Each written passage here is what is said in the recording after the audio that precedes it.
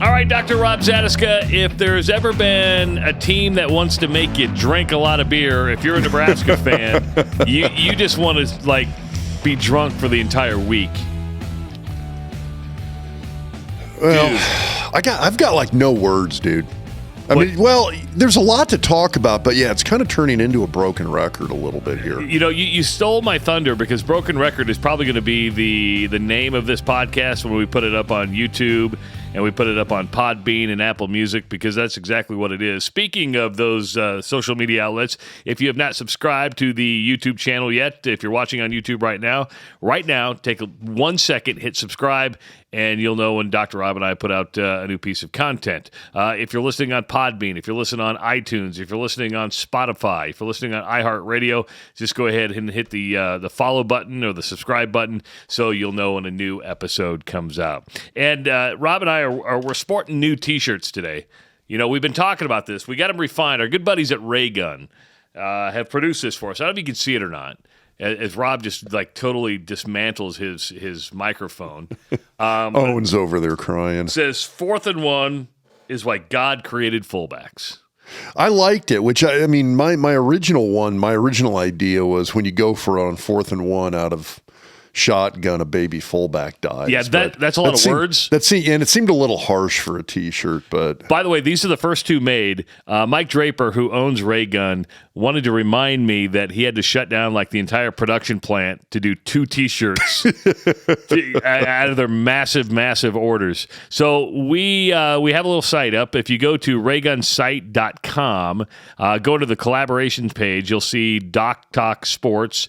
And the Sorry Dave T-shirt is up there. The Night and Day Difference shirt is up there. 4th and 1. We'll put a link in the description as well. What's that? We'll put a link in the description as well. Yeah. So just we'll make it super easy for you. But these, I'm telling you, if you've never had a Ray Gun shirt, they're comfy shirts. They're very comfy. They are. And love them. So we are drinking already. Steve Lindsay. I like how we're drinking already. And we got some more beer to drink. But Steve Lindsay, who is got some ownership in Pint 9 Brewing Company, hooked us up. He hooked us up. Really, usually we get like one kind, but he did like an assortment pack. This is like it's all color coordinated and stuff. Since we're just right after lunch on a Sunday, I went with the Osso Cafe, which is a coffee brown ale. I'm really not into coffee beers. And you know me, I don't blow smoke up people's ass. If something doesn't taste good, I'm not gonna say it is. This is pretty good. It tastes like a cup of coffee to me. I don't know if I've ever had a bad beer from Pint 9. You got a handful of some of these local breweries that are they're kind of killing it on everything right now, and Pint 9's one of them. Yeah, 5.6% alcohol by volume, just 15 IBUs, so it's not too bitter for me. But I'm a coffee drinker. And this is pretty darn good. What do you drink? So I got the Cloud Jumper, which is kind of my Pint 9 go-to. Like if I just walk into a Pint 9 and I'm like, I don't want to think about anything, just give me something I know I'm going to like. Cloud Jumper every time. So it's a New England kind of a hazier pale ale. So, but it's a good one, and it's got just enough bite, but it's not one of those where it just like kills you with the bitterness either. So, you know, Eastern Nebraska is really lucky because there are some really good breweries on the side of the state, right? I mean, there's good breweries on the western side of the state too. Well, we kind of talked about it. I mean, there were some guys like our buddy Matt went out and kind of did a Western Nebraska run and came back with sort of a selection pack from Western Nebraska for us. I mean, thanks to Mr. Pinkerton for that one. Hooked us up, and we got to drink some really good beer after that one. But there's some great ones. You get out kind of central western Nebraska, some of these small towns. I mean, one of the places I haven't been to for a while. Is it Highway 41 Brewing? It's Albion, Nebraska. See, now I got to look it up. But I thought it was Highway 41 Brewing. Highway 41 Brewing? Well, hold on. Just right off the highway? Well, hence the name. As Rob forgets that we're on YouTube or even just talking on the radio. Or I know. Podcast. I know. I'm stopping. I'm going. Yeah. Hold on. This is why you have a producer back there that could. That is. I was thinking Highway 14. Highway 14. Highway 14. Sorry, I had the numbers flipped in my head. You know what Highway 40 is? That's an Owen Justice song. Is that on the album, by the way? Yes. Yes. Yeah, Okay, Highway 14 Brewing, Albion, Nebraska. If you guys get a chance, check it out. Yeah. So check out Pint 9 too. And they're unique because is that technically La Vista or is it Papillion? But they're right next door to Cross Train. So you have two really solid breweries. Can't right go next wrong. to you can't go wrong. Which both of them have a great spot. So if you make it to the tap room down there, and I'm going to call it Papillion. Okay. I think it's Papillion. Yeah, I don't know. No. I mean, it's basically right off of 96th and Portal Road. Something like that. I mean, just before you get to 370. Yeah. So, but yeah, great little spot. I mean, if you're into bike riding, the bike trail runs right past there. There's always a food truck. It's a good spot. Rob, you used the words earlier, broken record, and the turnovers for Nebraska are, it's hard to put your mind around. It really is. You've gone through 10 games now, and you would like to think that teams can fix some things as they go along. Nebraska turned the ball over 5 times against Maryland. I said earlier in the week, if Nebraska didn't turn the ball over, they win the football game. Okay, well, that's been multiple games. That's true. Michigan State, they win the football game without the turnovers. Minnesota, they win the football game without. I mean, you could take 1 or 2 turnovers away from each of these 3 games, and Nebraska wins all 3. Now, we also talked about multiple times going into the last 5 games of the season. Nebraska could win all 5, they could lose all 5. It's there's not that's a guaranteed loss in the mix. Once you got past Michigan, everything's winnable, everything's losable. Though it's starting to look tougher and tougher. You lose to Michigan State, you've lost to Maryland, you got to go to Wisconsin now. Wisconsin got beat at home yesterday by Northwestern, and then Iowa has Illinois left, and Iowa's sitting pretty, and we'll get into the Big Ten West later, at 5-2 with a 2-game lead with 2 to play. But you had 4 interceptions. 2 of those happened at or near the end zone, and then you have 1 fumble where Jeff Sims just did not protect the football. I mean, he clearly, when you watch the way he was even holding it, you're like, oh, that ball's getting knocked out. That ball's getting knocked out. Here's Matt Rule talking about just the turnovers, and I think it's even kind of blowing his mind away. I think anytime what's happening across multiple players, you have to, as a coaching staff, you have to sit there and say, well, we're obviously not getting it done. And, last thing I want to do is get up here and blame players. There's certain things that have to happen, which is okay to say that, but it falls on my head to get it done. And you saw the impact of us taking the ball away a few times, and it's just it's really, as I said to the guys, it's just a shame. It overshadows all the other good things that they're doing. When you have 4 turnovers and you lose 13-10, I mean, that's pretty hard to do. And so it means that we're, being physical and running the football and doing some other decent things. But, the passing game really is just not where it needs to be for us. That the end, that last statement is true. Okay, no, 100%. And I feel bad because I think people are sitting here looking for an answer, and the answer's already out there. We do not have good quarterbacks. We don't. The 3 guys we currently have right now are not very good football players. And I think Harbaug's a very good athlete, but I think he's playing out of position. I think he's a guy that, the way I keep phrasing it, he's who Luke McCaffrey should have been at Nebraska, kind of that big, athletic, sort of slot guy, H-back, pass-catching tight end kind of player. He's not a quarterback. Great athlete, great football player, not a quarterback, though. There's a difference. Harbaugh yesterday, 1 for 5, 1 interception. He had 2 runs for 3 yards. Of course, he hurt the ankle, and they decided not to put him back in. Then comes in Jeff Sims, who was 8 of 12, but he had 2 picks. He had a fumble. He ran the ball 10 times for 37 yards. But he can't be trusted. No, he's a guaranteed turnover. Well, turnovers. But here's what kind of blew my mind away.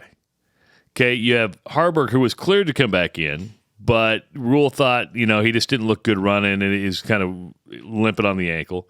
You have Jeff Sims, who already thrown 2 picks and a fumble. But you get down to a last drive, and you put a quarterback in who hasn't been in since when, not getting any reps in practice, and you're going to say, hey, go 97 yards. Well, he went 90. He did, which is amazing. but then throws the pick. Yeah, well, who else do you put? Do you put in an injured Harbaugh who's already turned it over? Do you put in a guy who's guaranteed, is a statistical guarantee to turn the ball over in Jeff Sims?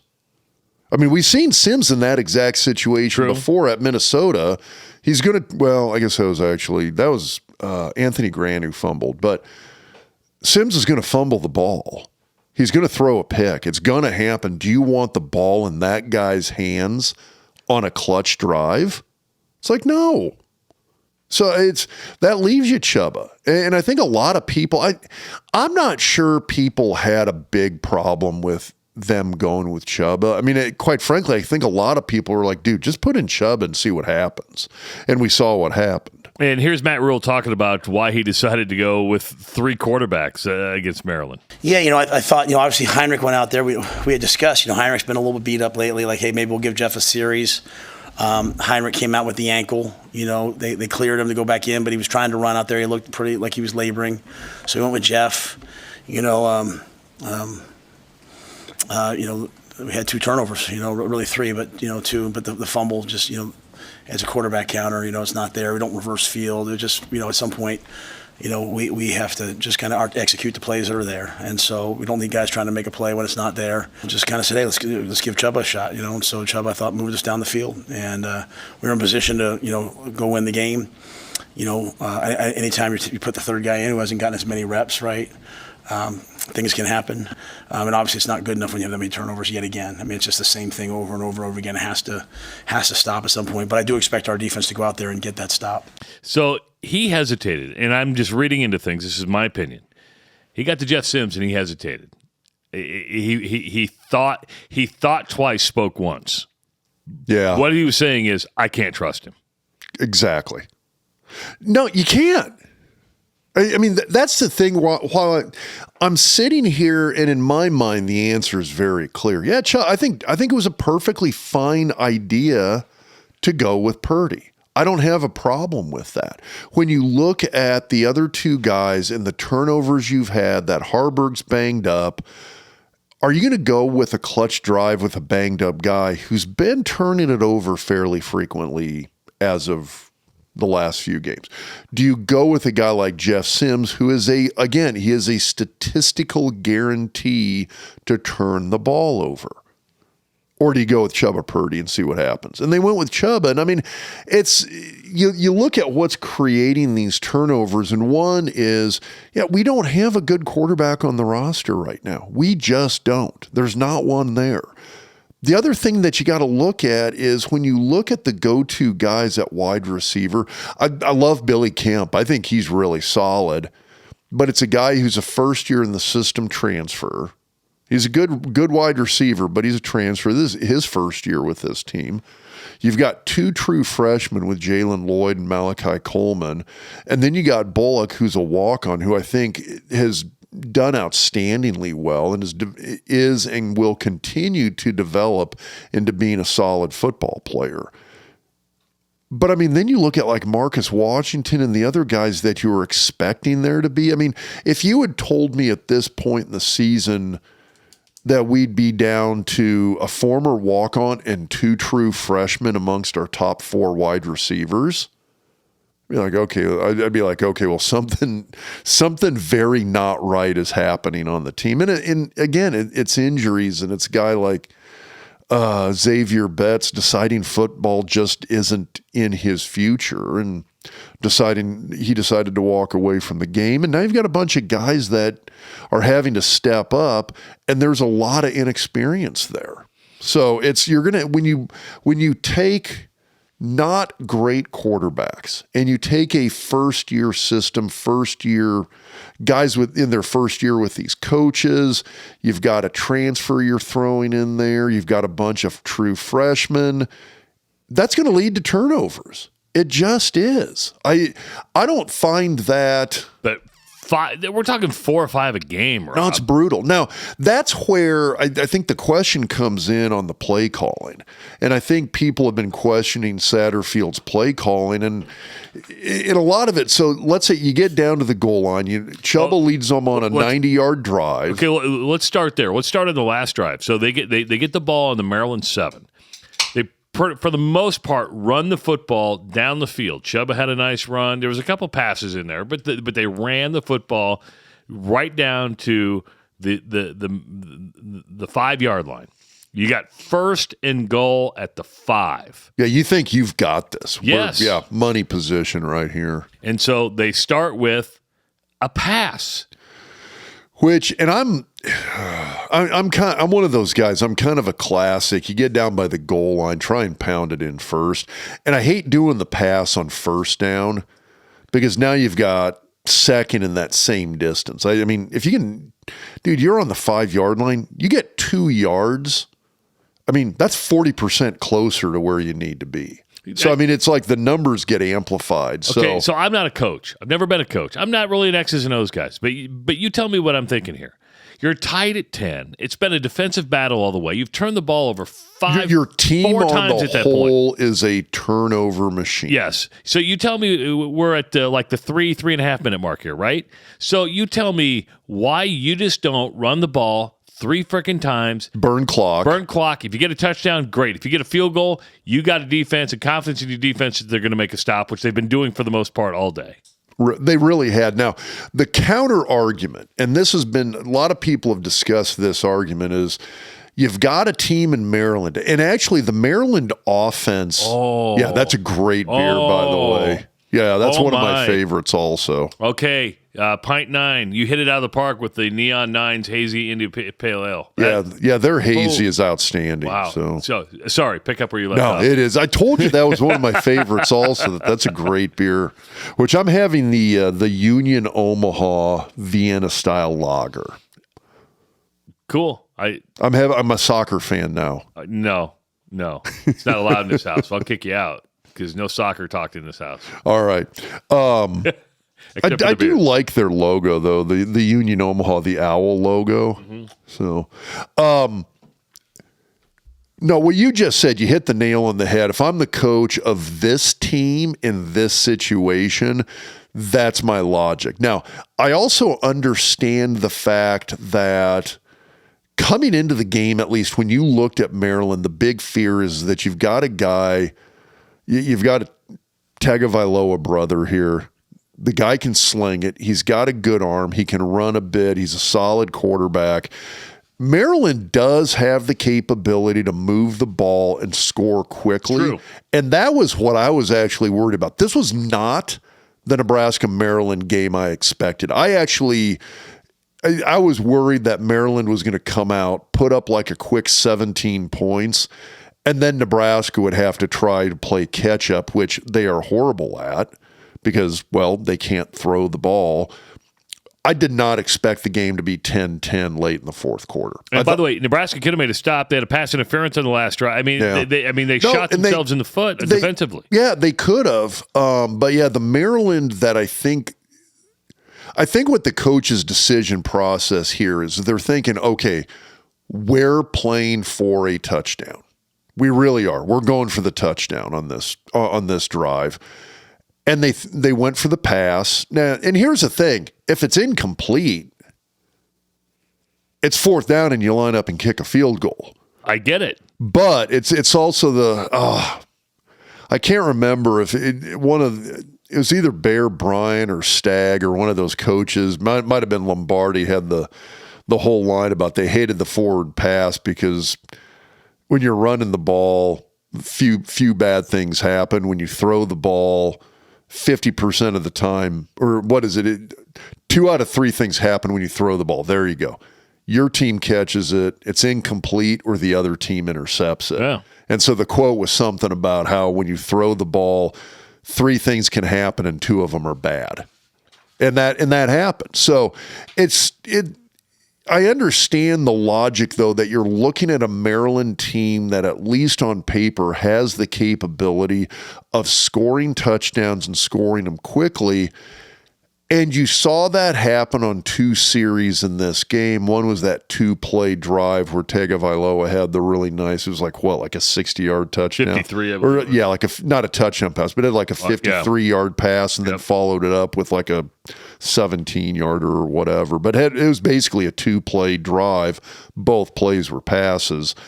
They had the capability to score quickly. And so if you are Nebraska, I understand the logic of wanting to go for a touchdown as opposed to the field goal there, because you're thinking, okay, if we score a touchdown, they got 3 minutes left. They can still score a touchdown too, and they've shown that they can score quickly from nearly anywhere on the field. I understand that take. But what would you have done? People don't want the understanding. They want to know what the hell you would have done. And they did. Well, and here's the thing. And they did. Maryland got the interception. They went 80 yards and kicked a field goal. But they only needed 3 points at that point, right? I get it. And I get it. So you could have either kicked the field goal and gone to overtime again, or you could add a touchdown lead. All I'm saying is you throw on the first down makes no sense. I wouldn't have done that, but again, that's me. And then you get to the interception. And a lot of people are looking at this and going, okay, whose fault was it? Was it Chubba's? Was it Malachi's? And we've watched it, and you can see it on the Doc's Diagnosis on Monday, which you can check out on the YouTube channel, presented by Centris Federal Credit Union. This is the first play we do this week. Chubba telegraphs exactly where he's lining up. He's looking to the left side of the field the whole time. They got nobody wide on the right side of the field. They got 3 wide out on the left. They got Fedoni on the right side at the tight. As soon as he got the snap, he's telegraphing. Now, so Maryland does a good job reading the defense. Looks like Malachi gives up on a route, but did he know the route? Or did he know it was going to go to him? And that's the thing, is that I think that's either a communication error or it's just a experience issue, in the sense that you've got a guy who's a true freshman who guy's been playing football for like 4 years total. So it takes. And then you got a quarterback that has only taken probably 2 reps all week because you're a third stringer. Yeah. Yeah, it's a bad combination. If it was me in that situation, knowing the team I have, the propensity to turn the ball over, I'm running it 3 times and then kicking a field goal. Now, here's the argument. Here's the counter argument to it. And this is a very real possibility with this team, by the way. What if you run it 3 times, kick a field goal, and Maryland gets your kickoff and goes 75 yards and either ties it and wins it in overtime, or they score a touchdown and win it in regulation? Everybody's going to go back and second guess you played too tightly. You played not to win. You played too safe. I'm going to counter that because even Nebraska was put in a situation. I'd rather put the game in the defense's hand than the offense's hands any day of the week. On this team, yeah, I'll give you that. So that's all I'm thinking. I'm like, you know what? If you're gonna win this game, it no different than, you guys know I watch Iowa. I'm putting the game in the defense's hands every single week. Now, here's the other thing that I think people really have to understand. Iowa has a better offensive personnel than Nebraska does. Ooh. I don't know about that, but we'll find out in a couple of weeks. Yeah, I'm just saying. We're down to mostly our second string offensive line. And our first string to start the season wasn't very good. Okay, that's fair. We've lost three of our top 5 running backs that we started the season with. Well, Iowa's lost 2 of its best tight ends, lost its starting quarterback, so it's not. I mean, the injuries happen, right? No, and it does. I'm just saying. I'm not even saying on a comparison to Iowa. I'm just saying we're on a backup offensive line, and the starters weren't that good to begin with. I mean, these guys couldn't beat out those guys. That's fair. And then you've lost 2 or 3 running backs, multiple wide receivers, and you have what I would argue is the weakest quarterback room that Nebraska's had in decades. 100%. Easily. I would 100%. I mean, now there's been years where because of injuries, he had Riker Fife out there starting a couple of games. He was, pretty damn good athlete and was a solid quarterback. Is he a Power 5 starting quarterback in the Big Ten Conference? Probably not. I love Riker, great dude, really good athlete. But was he a guy who was going to be a 2-year starting quarterback at Nebraska? No. He was third string on the depth chart. Found himself starting because of injuries. The guys ahead of him were still better than anybody we had. I'm just saying, starting off the season, that quarterback room, those 3 guys we have, easily, this is the weakest quarterback room I've seen. It's the least depth at wide receiver I've seen in years. Love what I'm seeing from the young guys. Don't get me wrong. But again, there's a difference between having a couple of really, really talented true freshmen with huge upside in the coming years and having a couple of veteran wide receivers who know what they're doing. All right, so let's pick this up then, because does Nebraska have a quarterback controversy heading to Wisconsin? Matt Rule was very non-committal after the game, whether it was going to be Heinrich Harbaugh, whether it was going to be Jeff Sims, or is it going to be Chubba Purdy? He more or less said if Heinrich isn't 100%, they'd have to look at it, but he was non-committal on any one of those 3. He did say he wants to have a starter going in, whether that happens on Tuesday or Wednesday. Yeah. They're going to pick a guy. I got a buddy of mine that texted me earlier today. He goes, just put Billy Kemp in at quarterback and we'll run Wildcat the whole day. Well, I mean, hell, you could probably do that with a number of teams, right? Yeah. But, I mean, that kind of goes back to when you look at the games Nebraska won this year. I mean, they overcame some turnovers, but I mean, they did kind of play it safe on offense, I thought. They sort of played not to lose on offense, played to win on defense. And I don't know if that's a bad strategy at this point. I mean, it's...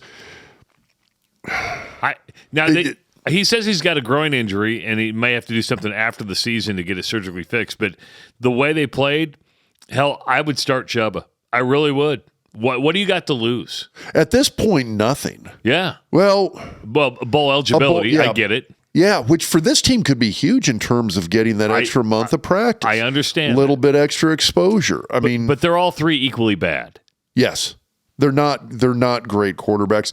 You don't have a lot of, there's not exactly a lot of film time on Chubba to look at him and say, well, like how good or how, let's say he drives Nebraska down, doesn't throw the interception, and Nebraska either A, scores a touchdown or B, scores a field goal. He's a hero. And wins the game. He's a hero.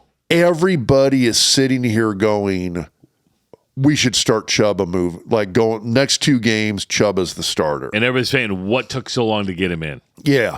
And at that, so are we going to say his performance on that last drive is completely changed by one play, by that interception, which honestly, very well, if you look at the doc's diagnosis, the more I look at it, the more I'm like, that was not the quarterback's fault.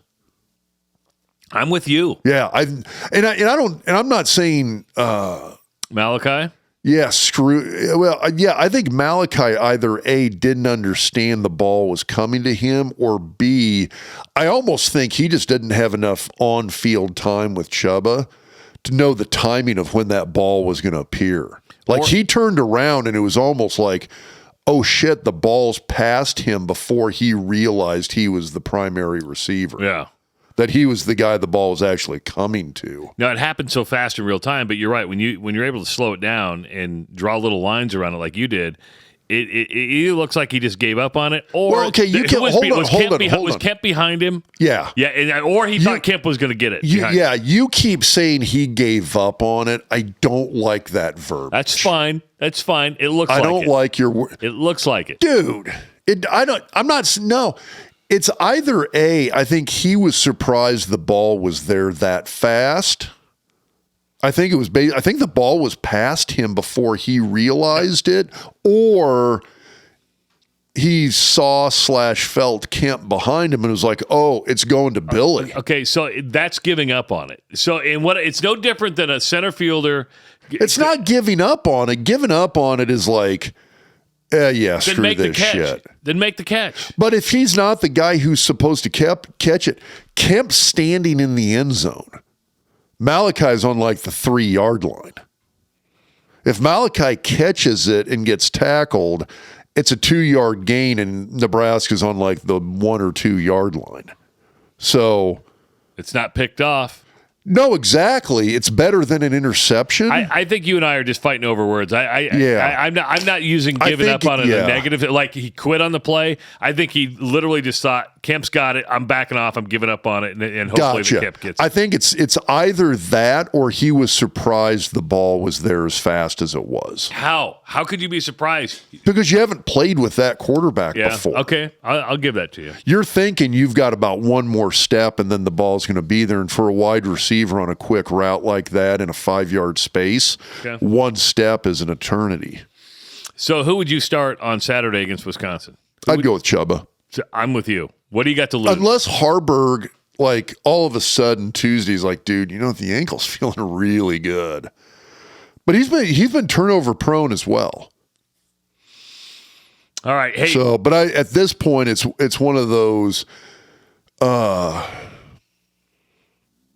I'd give Purdy a try and just see how they do. You got nothing. Again, you don't have much to lose. You got everything to gain. I don't know if you got much to lose. They're equally bad. It is. I mean, I hate to say it, but Sipple was right. We're going to have another quarterback in the offseason. Go get Zane Flores out of Okie State. Hey, Fred is your guy when you want to bet. Now get the no sweat first bet bonus. When you sign up with BetFred and make your first wager of $20 or more, it will be matched with a Fred bet up to $105. Use the promo code RUSH. Terms and conditions do apply. Must be 21 plus. Wagers only accepted in the states where BetFred is doing business, and you can find those at betfredsports.com. Gambling problem, make sure to call 1-800-BETS-OFF. If you need legal representation, Connor Orr at Orr & Horrigan is a friend of the podcast and a licensed sports agent in the state of Nebraska. He works directly with athletes and businesses to help them navigate their ever-changing landscape of name, image, and likeness. Plus, he practices real law, too, and is also focused on corporate and personal injury litigations in both Nebraska and Iowa. And he can work with you and your business on your business planning, estate planning, and real estate transactions. Call Connor today at 402-408-6488.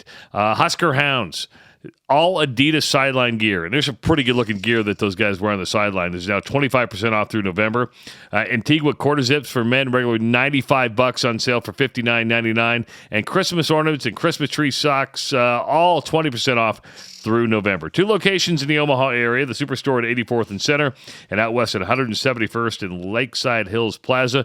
Or you can make it easy on yourself and shop at huskerhounds.com, where you get free shipping on orders over $50 at a flat rate of $4.95 on anything under $50. All right, Marcus Satterfield, offensive coordinator. The dude took a beating on Twitter. He kind of has been for a few weeks, though. He has been. People are questioning Satterfield, much like they've questioned Brian Ferentz over at Iowa. All right, let me just say this: you're starting. This is where the false sense of security comes in, right? Has Nebraska overachieved this year? Yes. Okay, so they've overachieved big time, and then what happens is you get a false sense of security, and then right away they want to point to a guy whose fault it is. I don't think you can fire an offensive coordinator after one season with substandard players. Well, that is my point that I want to make here. And again, I mentioned it already. You're already playing with a backup offensive line. You've lost your top 2 or 3 running backs. You've lost your top 2 or 3 wide receivers.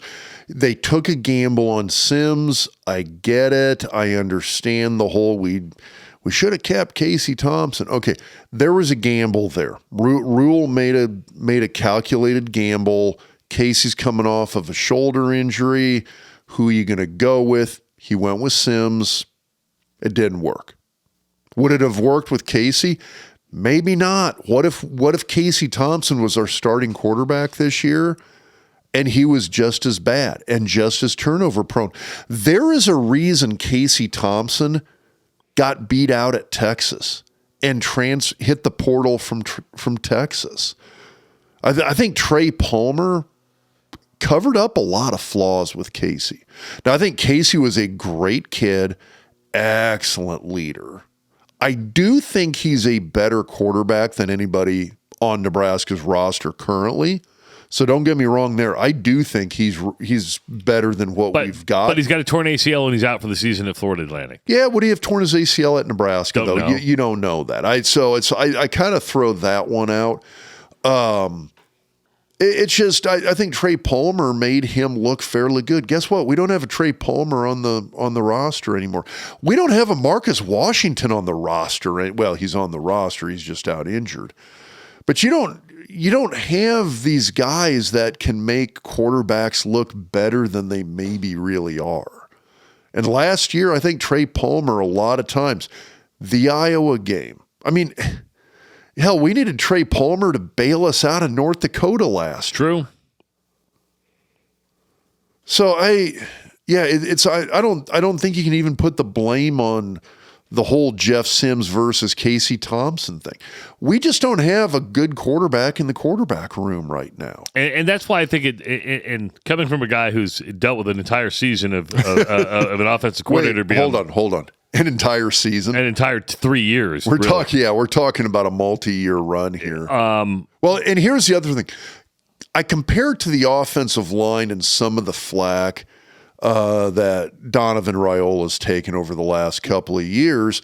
It's the same thing. Until this guy gets some reasonable talent in there to work with, it's hard for me to put a judgment on him. For all I know, these guys might be working miracles with the guys they've got. I mean, if we had, let's say, 3 Cam Jurgen equivalents on that offensive line. And when I say that, I'm talking guys who are NFL starters, NFL starting caliber linemen. And I looked at Cam Jurgens, his redshirt freshman year, and went, that's an NFL guy. I said it on this podcast. That guy can play football.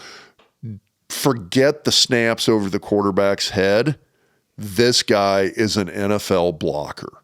He will play in the NFL, and he's starting, prior to an injury, he was starting for the Eagles this year at guard. Ultimately, he's probably the heir apparent at center.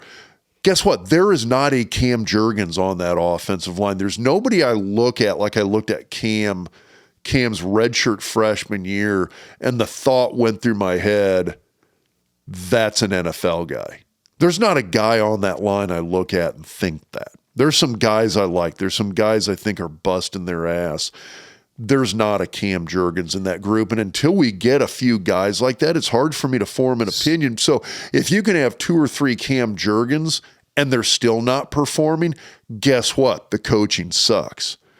If you've got some guys who it's not a great group of athletes, whether it's the O-line, the quarterbacks, the wide receivers, whatever, it's hard for me to pass judgment on Satterfield just because I don't. Dude, he's got nothing to work with, and the guys he does have to work with all were injured first half of the season. And going back to how we opened up this conversation about Satterfield, I asked Rob if Nebraska has overachieved this year, and he did not hesitate. It was a resounding yes. Oh, heck yeah. So if you've overachieved, and I get it, because you're so close to bowl eligibility. You're 2 wins or 1 win from bowl eligibility, which Nebraska had been to a bowl since, 2016, is it? Yeah. I mean, that's a long time in Nebraska standards. So you're so close, and I get why you get upset. The last drive yesterday was a little surprising. But if this team is overachieved, I think what happens, Rob, is people's expectations change as things go along, and they want to see improvement. And you're not seeing improvement at all when it comes to the turnovers and the decision-making. And he's also the quarterback coach. That's another thing. And I get that. It's hard to have those kinds of changes and those kinds of improvements when you don't have very good talent to work with. So 2 wins from bowl eligibility. Do they make a bowl or not? I'm going to say yeah. I think they spring an upset in one of these last 2 games. Wisconsin or Iowa?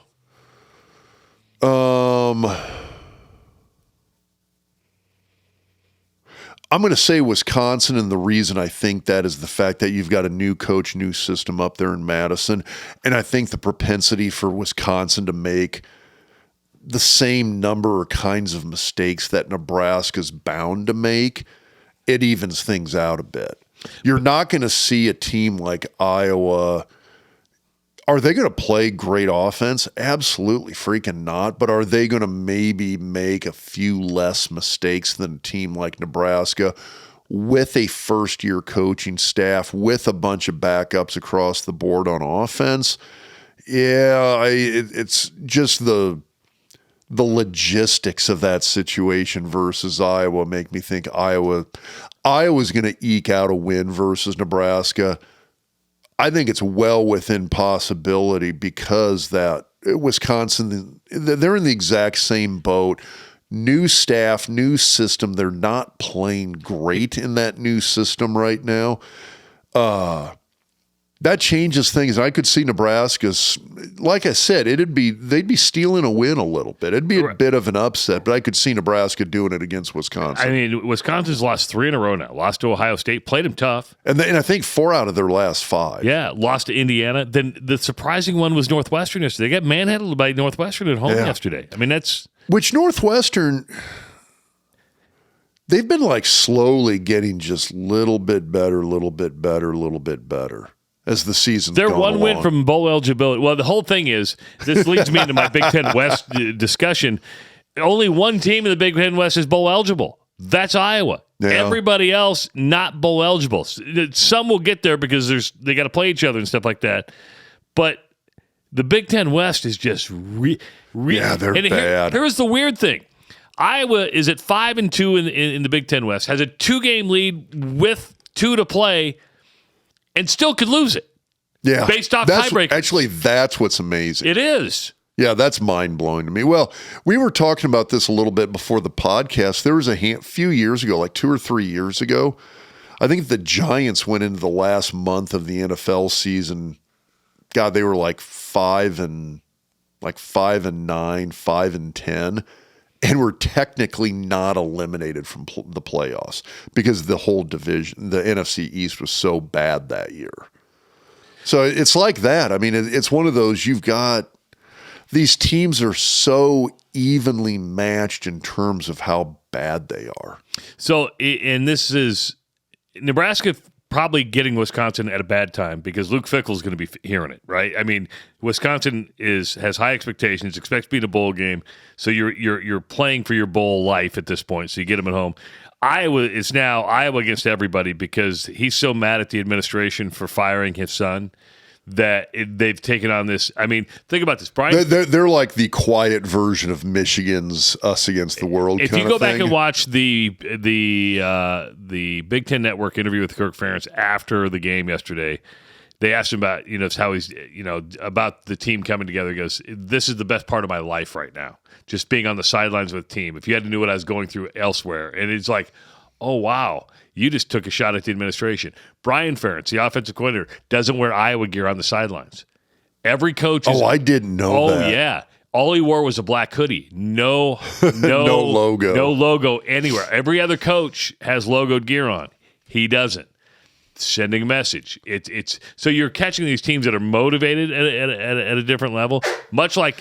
Well, and that's kind of why I wonder when we talk about Nebraska's chances to beat Wisconsin versus beating Iowa.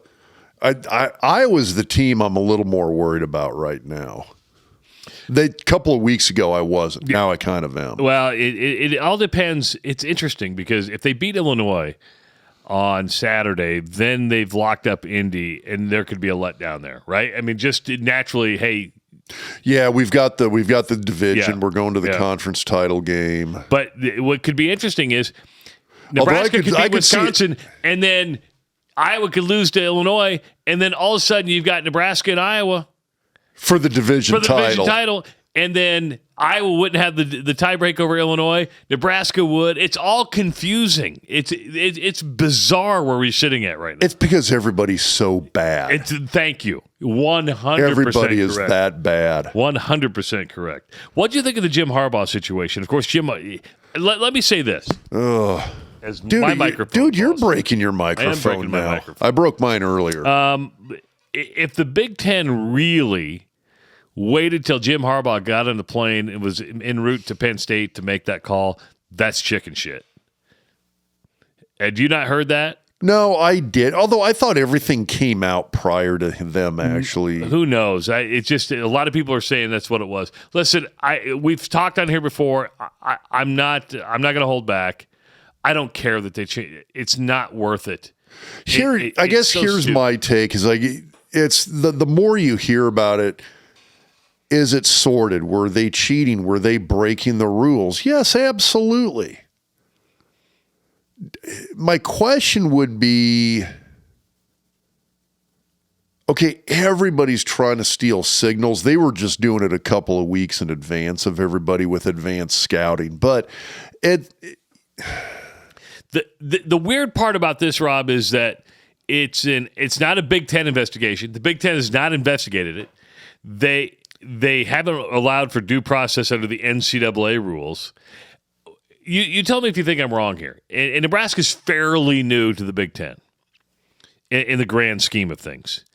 Under Jim Delaney, the bullshit interior stuff you never heard about. The Big Ten was a tight-knit family. They kept it inside. This stuff never got played out. But it also was one of those things. I think the Big Ten under Delaney solved problems hard and fast. Yes. I think he saw fire, and whatever it was, he went and put it out quick. And I think Delaney was the type of commissioner that the moment this came up, I think 2, 3, 4 weeks ago, he would have come in, slapped a couple of weeks suspension on Michigan, hit him with a fine, and told him, knock it off, don't do this again. Oh, by the way, we're all moving on. Yes. Let's move on.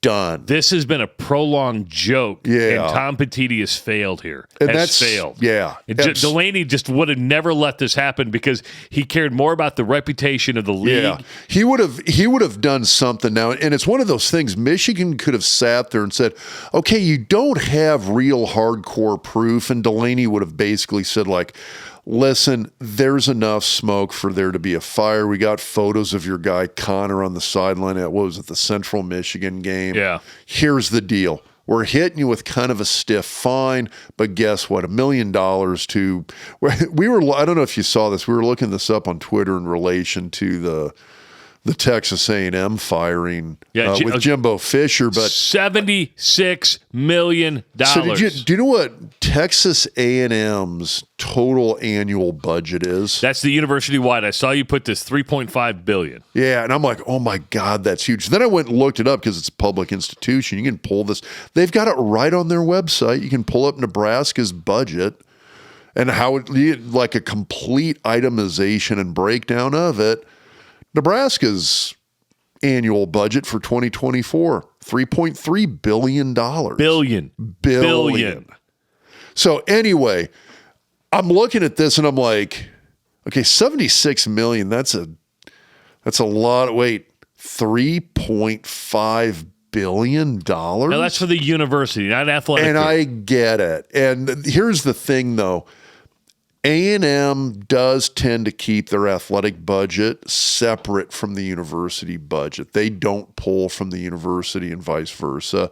So I still think this is something they're going to be able to weather without a problem. Here's the thing, though. Looping back to Michigan, my point is that the Big Ten could have come in. Delaney, if it was a guy like Delaney, the Big Ten comes in and is like, okay, let's nip this in the bud fast and let's make it sound like it's got some teeth. Let's do a 2-game suspension. Let's get Harbaugh back before the Ohio State game because I do think that's important for Michigan people to feel like they're not getting cheated there. But at the same time, then you slap them with like $1 million fine, which to most people, they're going to look and be like, ooh, they really got hit with a big fine there. Here's Michigan, it stings a little bit, but it's easily payable. They pay the fine. It goes into the Big Ten's, I don't know what, general operating fund or whatever. And then we move on, and it's over with, and it's out of the media, and people look at it and they go, yeah, the Big Ten actually did levy a pretty nice punishment there. And I'll use and I can prove my point here, just because it's on recent memory. Jim Delaney would have never what happened leading up is there was the reports of the conference call between the coaches got out. The report of the conference call between the ADs and the presidents got out of what was said and how everybody was mad at Michigan. That would have never happened under Jim Delaney. The example That's a good point. Another example I'll use is nobody knew that Nebraska was joining the Big Ten until Tom Osborne and Jim Delaney announced it.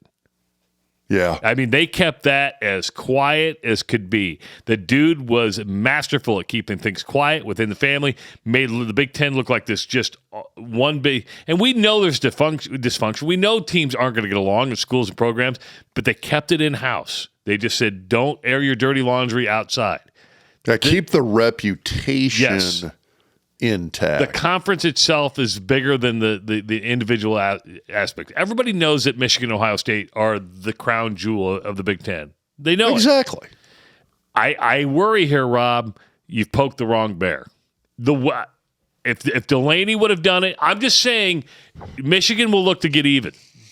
How? It will look to get even. Whether that's undercutting.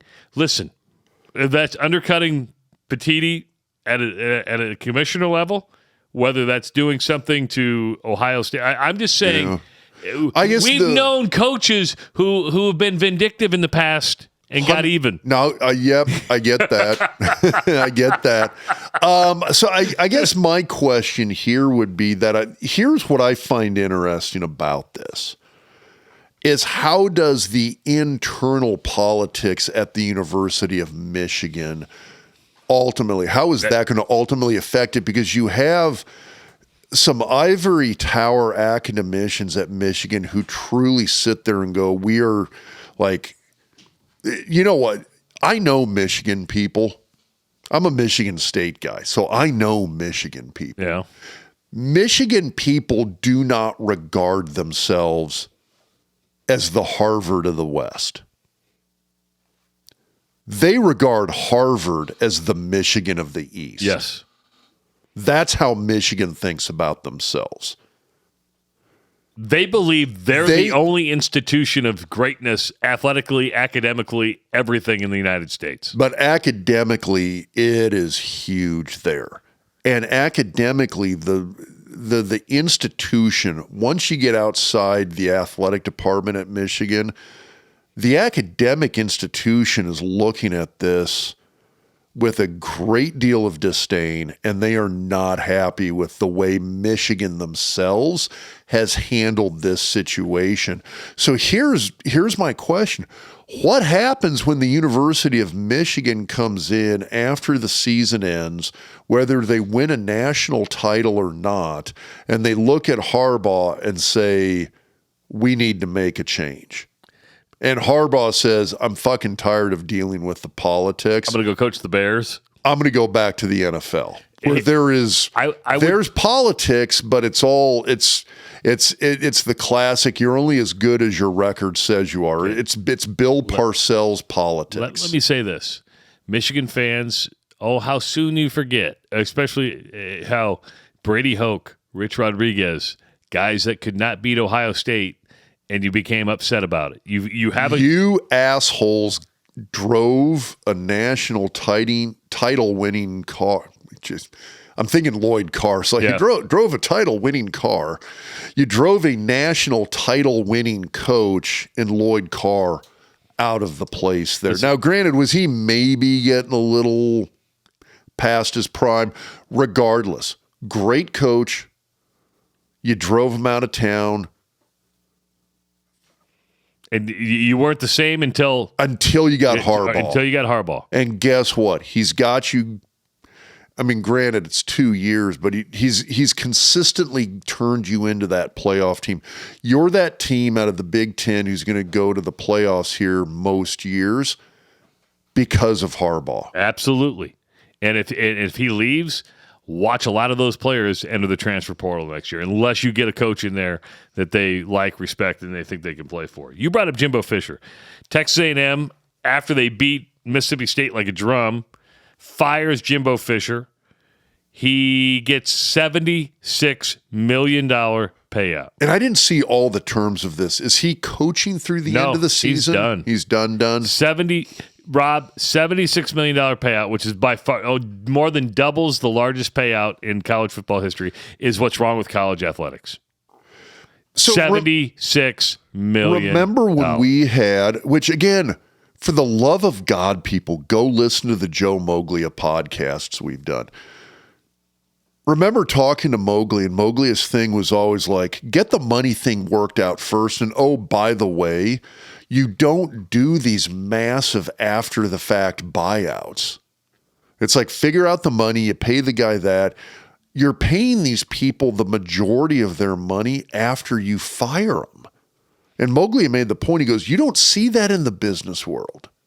Somebody gets fired, they get a severance package, but it's that's at least $76 million. But at least relative to their salary, it's nothing like you see with this. It's the only place that you see these massive severance packages is in college sports. It's in these buyout packages for coaches. You don't see it elsewhere in the business world. The money down there is astonishing, but I'm going to say this, and it's because I've been around it a lot, right? I've been to Austin. I've been to College Station. And by the way, the favorite place I love to watch games is College Station. But I'll say this about Texas A&M: you have a Napoleon complex that is unbelievable. You think you're a lot bigger than what you are. The thing is, though, is that they are big other than the wins on the field. Yeah, but you're not Texas. You're not Alabama. Yeah. You're not LSU. You're not Georgia. And you got a long way to go to even get there. So, I mean, when you look at look at the little brother complex, which, like I said, it's going to get worse because Texas is back in the league now. Guess what? Let's go. We're going back to Michigan State versus Michigan. Okay, does Michigan have more prestige for the most part than Michigan State? Yeah. It's like, yeah, Michigan State's it's the land grant ag school in the state. I get it. They've had some really nice runs. But I mean, when you're looking at blue bloods and you're like, who's more blue-blooded, Michigan or Michigan State? It's Michigan. And even as a Michigan State fan, I don't have a problem saying that because it's true. A&M's one of those schools where they're kind of a tweener. They're not Texas. They're not Alabama. God, on the flip side, I mean, that's where Bear Bryant got his start. The Junction Boys, all of that. I get it. They're a couple of steps closer to that level than... Is A&M any better today than we were under R.C. Slocum? They were consistently good under Slocum. They were. They won. They got to the Big 12 title game.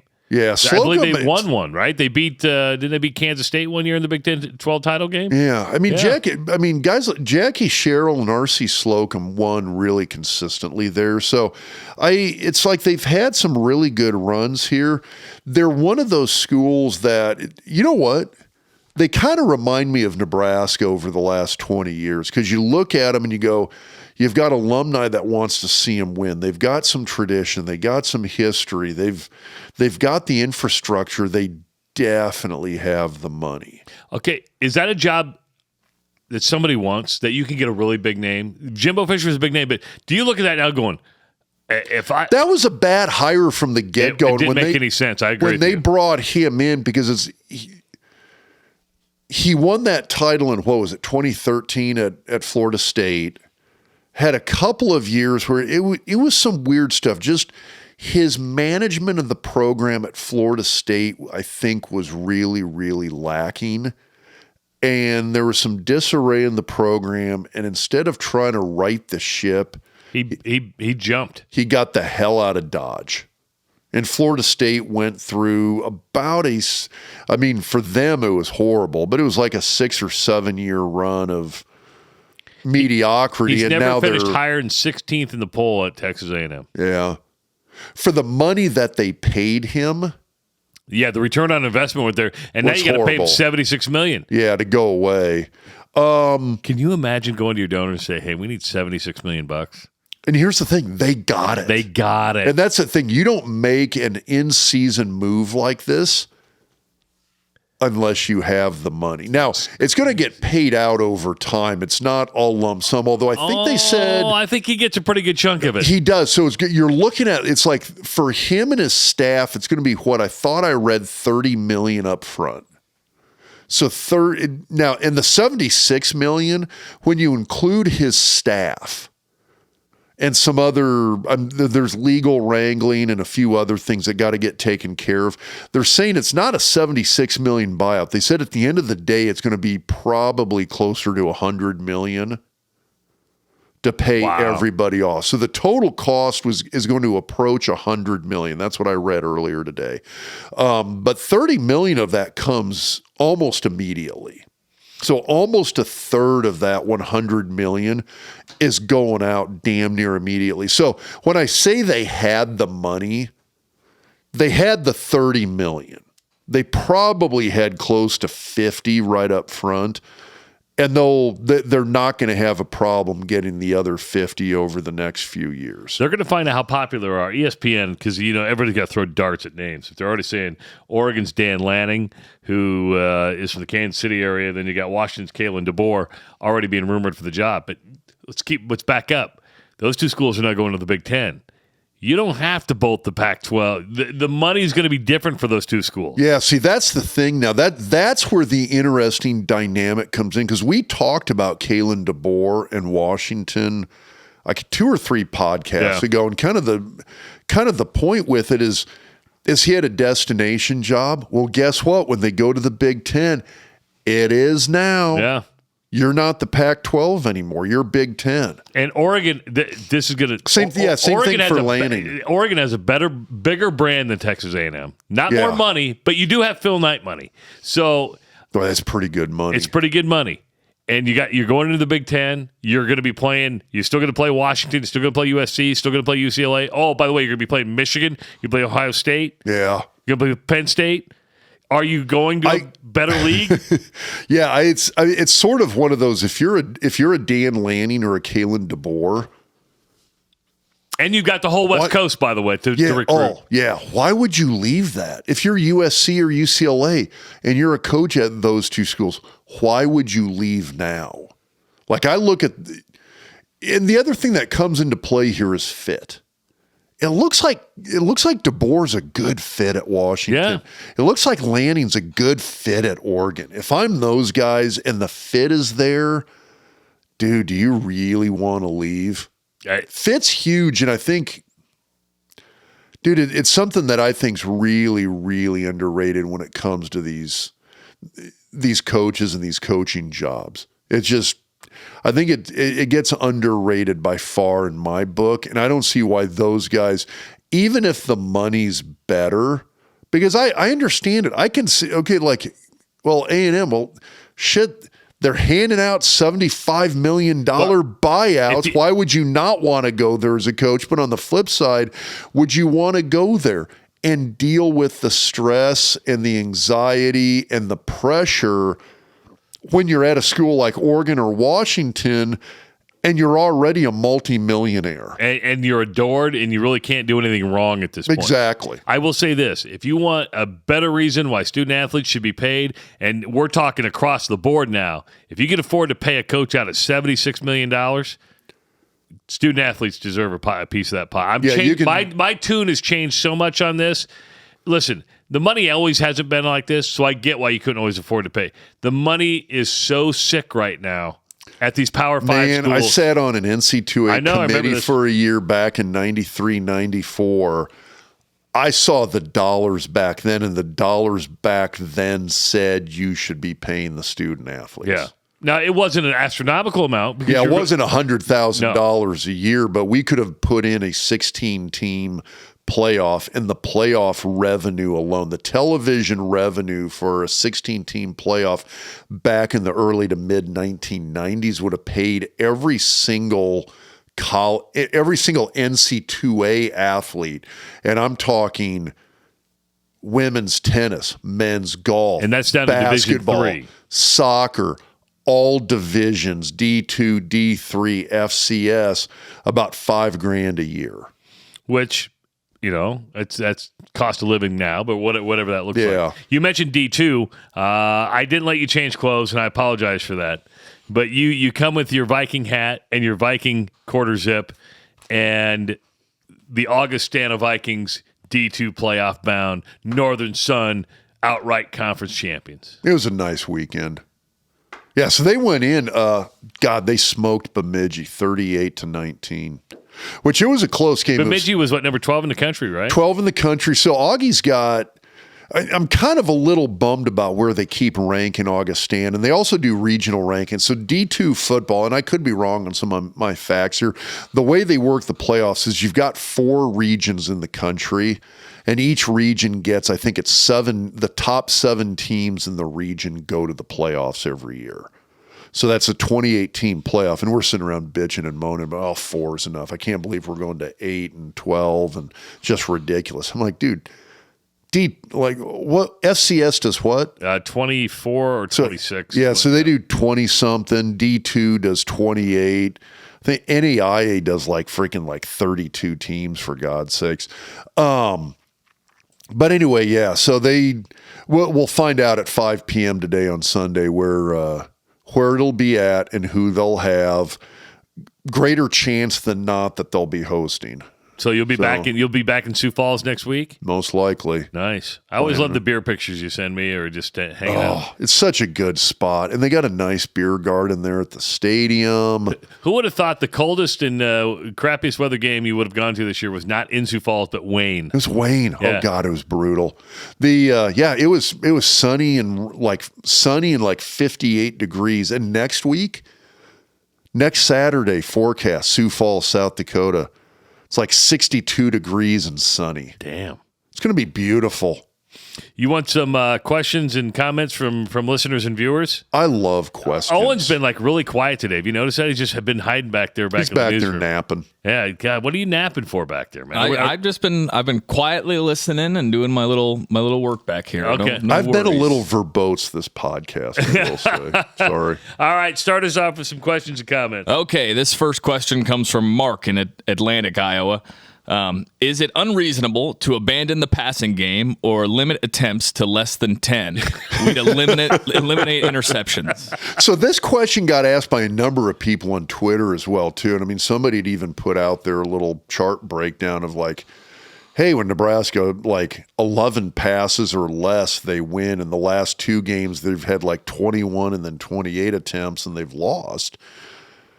It kind of stands to reason. I mean, is there hey, let's just play it safe on offense? And right now, I have a hard time arguing against that. I really do.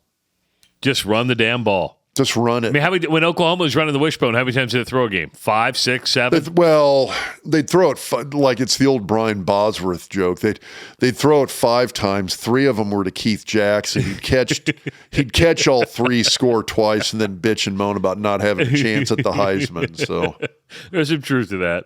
So there you go. Yes, limit it to 10 passes to try to eliminate turnovers. Who's up next? Up next, we got Rob, and he says, how do most other teams have backups that can manage the offense and ours can't? How much can coaches really control turnovers? I've heard Rule say on different occasions, the play was supposed to be this, but it got called wrong. If Purdy was supposed to hand the ball off and didn't, whose fault is it? It's, and that's a great question, but that was one of the things I was talking about earlier is that you've got a dynamic in Lincoln this year that's leading us to where we're at right now. You've got a first-year coaching staff. You've got players trying to learn a new system in year one. And it's a group of players that have been plagued by injury. We've lost running backs and wide receivers and offensive line to injury. We're playing with essentially the backup offensive line. We're playing with a 3rd or 4th string running back at any given point in time. We're playing with 3rd through 5th string wide receivers when we started the season. We're playing with what we already talked about on this show as arguably the weakest quarterback room that Nebraska's had since Kurt Dukes and Jamal Lord. And Jamal Lord was a good quarterback. was arguably the best Yes. option quarterback Nebraska has ever So had. you're right. I mean, but Couldn't pass. But after Jamal Lord, there wasn't much there. Exactly. Yeah. No, I totally get it. And Jamal was not a passer. But guess what? If we had Jamal Lord right now, I literally would be sitting here saying, like, F it, just run every single play, whether it's Jamal or he's pitching it to somebody, handing off. I don't care. Like the passing game, like right now, if you had a Jamal Lord, Yeah. you know how some people like, you get some of these teams that are like, they pass the ball 95% of the time. They're a shotgun passing team. That's all they do. And you always joke about like the screen pass is their version of a run game. Like if we had Jamal Lord, we could do the opposite of that. Like our passing game, like an outside zone read with Jamal Lord would be our version of the passing game. That'd be our version of a pass to the flat. But we don't even have a guy that good. Who's up next, Owen? Next one comes from Wendell. He says, after the Maryland game, Twitter has ablaze with fire Satterfield tweets. Based on a tweet reply from Doc, I'm guessing he has a bit of a different opinion on the matter. Turnovers aside, it sure looks like the underskilled, inexperienced players on offense are making even the simplest play calls often look like an adventure. But we don't get these raw guys. But if we don't get these raw guys reps at game speed, how do they improve? 100%. I mean, I totally agree with that. And again, you can talk about, hey, we got to get these raw players some game reps. We don't have anybody else but raw players. That's all we've got. Like, it's not like we're trying to get some of these, okay, well, let's get Jalen Lloyd and Malachi Coleman some snaps. No, that's who we've got at wide receiver right now. That's it. Yeah. It's those two guys, Billy Kemp and Bullock. That's it. That's all we've got. There isn't other guys. You've got to give the reps to these freshmen, to these young guys, to these inexperienced players. And again, you're dealing with an incredibly weak, shallow quarterback room. At the end of the day, you got to believe what in the process, right? It's coach speak. When Matt Campbell took over at Iowa State, he said, trust the process. At this point, you have no choice but to trust the process. It is. And it's the thing that's rough here is that when you look at certain position groups, O-line and quarterback are two of them, you're sitting here going like, we've got to make some changes in the offseason. There's got to be, you're hoping some of these younger guys, like a Gatula and a Sledge, are going to step up and be playing next year. You got to hope that they go hit the portal for a couple more O-linemen, that they go to the portal, or maybe you find a high school kid to jump in at quarterback. But we need 2 or 3 quarterbacks. Legit. Yeah. By the way, every team needs 2 or 3 quarterbacks. They do. I get that, but do you look at Nebraska and say, "Hey, we've got"? I mean, we're looking. I look at Nebraska and say they don't have a quarterback. You've got a different perspective, and I say this in all seriousness. When you're looking at Iowa, like right now with Iowa, yeah, I get it. When you've got like Deacon Hill, who was what, 4th string a year ago? Well, no, he was at Wisconsin a year ago. Okay, so you got a guy who was 3rd string at Wisconsin a year ago. Didn't play at all. You got him down in Iowa City now. Yeah, so you got a guy that wasn't even in Iowa City last year. Yeah. Hit the portal. He was going to go to Fordham, and he ended up at Iowa. Yeah, that's your starting quarterback this year. And he wouldn't have started if it weren't for a lot of issues with the other guys. Well, because he got hurt. Yeah. So how do you – I mean, you've got a different perspective at Iowa where you're like, oh, yeah, everybody needs to go to the portal needs a couple more quarterbacks. No, Nebraska needs at least a couple more quarterbacks. Iowa, same boat. They need a couple more quarterbacks. I think Alabama's maybe okay. Florida State's kicking ass. Michigan doesn't need 2 more No. quarterbacks. Well, I don't know if McCarthy goes pro after this year. Is he a senior? I don't think so. No, So- because he was a freshman last year. Okay, well, there you go. Yeah. Yeah, I mean, but yeah, Nebraska Unless needs. he's really like Rob Zatechka smart. Yeah, I don't know. That's pretty smart. No, but I mean, yeah, Nebraska definitely needs 2 more quarterbacks. It's a dynamic here where you just don't have the guys to get the job done. Anyway, Owen, got another question? Yeah, I do have this one. I'll read this one. I have a measurable, results-based solution to the turnover problem.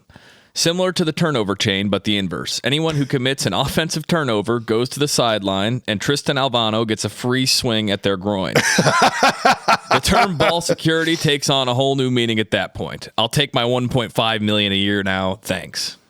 That's outstanding. Yeah, I wouldn't want to get kicked anywhere in my body by Tristan Alvano. So, By the way, J.J. McCarthy is a junior, so he could go pro. If he okay, wanted. so he could go pro, but he could come back next year. It's the whole turnover thing. I'd love to say it's a matter of practicing ball security. The problem is that, again, you go back to the players we have. We've got this. You've got an offensive line that isn't up to the standards that you would like for a major Power 5 football program. You've lost 2 or 3 running backs. You've lost 2 or 3 wide receivers. You've got this dearth of talent in the quarterback room. That is an absolute recipe for turnovers. It just is. It's that there's some shit you're not going to be able to just cover up and hope it goes away or develop it or teach it away. You're not. We're going to continue to see turnovers as the season goes along. The only way you don't do it, and it's not a bad strategy, is doing what we talked about earlier in the show. Okay, just run the ball all the time. Don't throw it. Yeah, But you're still going to get a few fumbles. Yeah, you will. But you'll fumble less maybe than you throw interceptions. At least that's been the case with this team so far this year. All right, let's do one more, Owen. Okay, another one we got here. We'll go to a YouTube comment. Would love to hear Rob's honest opinion on Raiola's job so far. His teaching of technique and his recruiting thus far. I have a feeling that they are subpar even with a beat-up O-line, yet I am not an expert. That's more than a beat-up O-line. I mean, I remember we talked to Scott Spreitzer about this, and the question was, and we've discussed this on the show before, but I mean, the question we had for Scott is when a couple of weeks ago Nebraska loses 3 out of 5 O-linemen to injury in one game, how is that going to affect this team? And Spreitzer was like, maybe half a point. And we're like, wait, what? That's 60% of an offensive line gone due to injury. And Spreitzer made the point. He goes, listen, these guys weren't that good to start with. He goes, Vegas looked at Nebraska's starting offensive line at the start of the year as essentially backup grade. He said Nebraska was starting 5 backup O-linemen. And when you lose 3 of those 5 backups and replace them with 3 backups, there's no drop-off because you've already dropped off. You started the season with a drop-off. That was Spreitzer's point. I'm not trying to bag on him too much, but that was basically what Scott said. So when you lose 60% of those guys and replace them with more backups, there's just not a change in terms of the overall performance. But do you think Raiola is a good coach? It's the same thing with Satterfield. I don't know because I haven't seen him with reasonable talent at all. He had NFL talent last year, didn't he? With who? Well, that's fair. Juergens was gone the year prior to that. Yeah. Okay. This same group of guys that he had last year, other than Ben let me ask Scott. you, is the line getting better? Are you seeing improvement? I guess you have to judge it not necessarily on talent, I but have improvement. actually seen a little bit of improvement. It's baby steps, but again, it's one of those when you've got some limited talent. It's what I want to see is like I said, when Cam Jurgens was a redshirt freshman, I could watch him play and say, there's an incredibly talented kid. He just needs to develop more. He needs to get better at this. He needs to get better at that. But he's a great talent and can play this sport at a very high level. I don't see anybody on Nebraska's offensive line that I look at that way. That I look at, I'm like, okay, when I look at these guys that are playing right now, am I going to see those guys get consistently on a regular basis, continue to get better as the season goes along, as their career goes along? And my answer to that is no. They're going to get marginally better because that's the talent level they possess. It's like the strengths and weaknesses.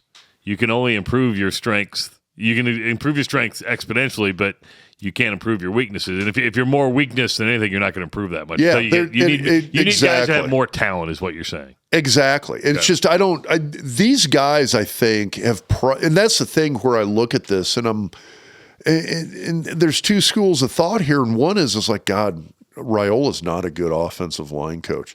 They really need to get somebody else in there to develop these guys. The other school of thought is, oh my God, these guys are so bad. Raiola has developed these guys to the max. They're not going to get any better than what we're currently seeing. All right, if you like the 4th and 1 is why God created fullbacks t-shirts, all you have to do is look inside the description on YouTube or on your Podbean or iTunes account. We'll have you just click the link right there. Go ahead and I think they're $24.99 or something like that. I want to thank our good partners at Ray Gun Site. And they are crazy comfortable. They are shirts, really comfortable. You mentioned Scott Spreitzer earlier on. Make sure to join us on Wednesday night at 8 o'clock for Behind the Point Spread. We go in depth on 4 different games.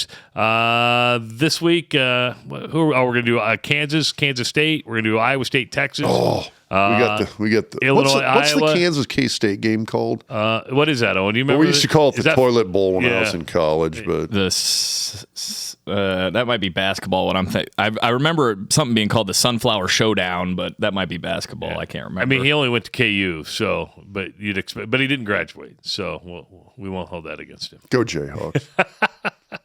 He's doing much better. Speaking of Owen, we mentioned it last week, but if you want to go to see his album release show, it's going to be December 15th at Maloney's Live in Council Bluffs. Look in the description here on the podcast or on YouTube. Go to OwenJusticeMusic.com, and there'll be tickets for the show right there. $10 to get in. It's going to be a great show. Wednesday, are you doing the whole album before the show, or are you going to let it? Yeah, it'll be out December 7th. December 7th is when the show comes out, or the album comes out. So check it out on Spotify and Apple Music and all that good stuff. I do want to thank Citrus Federal Credit Union for sponsoring the Doc's Diagnosis. You can check that out on YouTube. Our good friends down at Husker Max, Joe and David, thanks for helping distribute this podcast and the content that we put out. Very much appreciated. Dr. Rob, you're going to be playoff bound for Augustana next week. Go Augie, be the Rock. By the way, Grandview University, my alma mater, Joe Woodley still has not lost a regular season game in 5. He's now 50-0 in the regular season. You know why? Because their mascot. It's all about the Vikings, isn't it? It's all about the Vikings. For Owen Justice, for Dr. Rob Zatechka, I'm Travis Justice. We'll talk to you next week on the Doc Talk Podcast presented by BetFred Sports.